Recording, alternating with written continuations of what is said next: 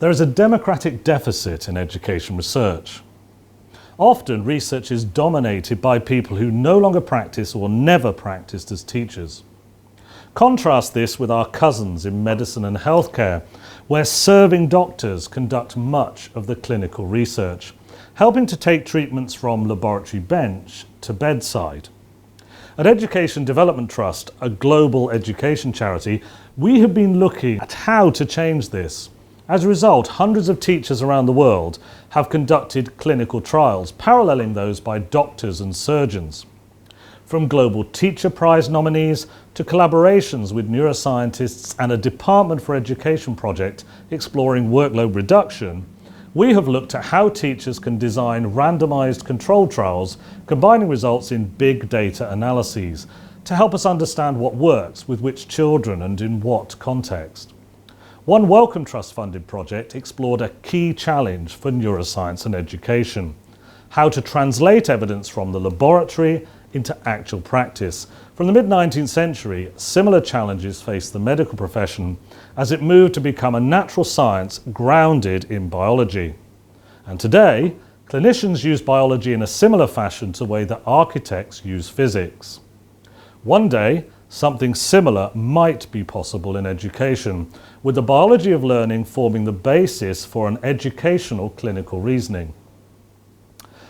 Several commentators, of course, have pointed to the difficulty in translating evidence from neuroscience, and there are challenges ahead.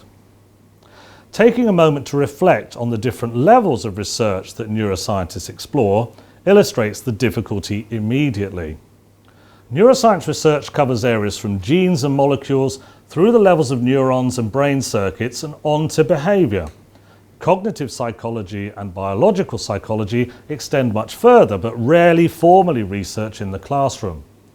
Because of this, for what we know about the biology of learning to make sense in schools, education interventions must be developed from these ideas and then tested carefully in real classrooms. Of course, there are many things which can be instantly helpful for teachers, such as an understanding of memory and attention and what we know about teenage brains. This said, as things stand, not enough translational research has taken place. So 31 primary schools and secondary schools across England were involved. They received an RCT training day and our books Teacher-Led Research and Neuroscience for Teachers, which I wrote with Eleanor Dommett from King's College London and Ian Devonshire from Nottingham Medical School. Teachers were trained to analyse the results with Excel spreadsheets that we built that calculate research statistics easily, writing up their findings as a conference poster. Randomised control trials are the gold standard research approach in many sciences. They have a control group or condition that an intervention is then compared to.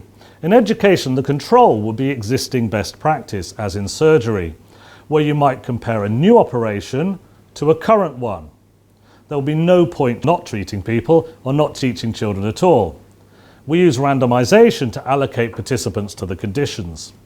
This helps to remove researcher bias. Finally, you need to have some form of relevant measurement that the conditions are tested against.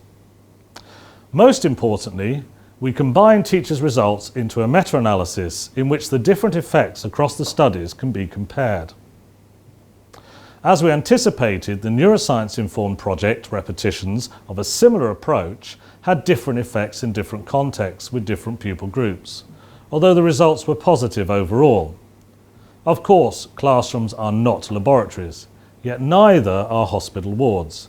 Drawing on processes used by their cousins in medicine and healthcare, however, teachers can begin to translate evidence from the biology of learning into classroom practice. With continued effort, education may well be able to use neuroscience in the same way that medicine uses biology and architecture uses physics, enhancing the voice and agency of the profession. An article in the US journal Mind, Brain and Education will be available shortly. I look forward to meeting all of you and talking more about this project and our other projects at what promise to be a very exciting GESS Dubai 2020.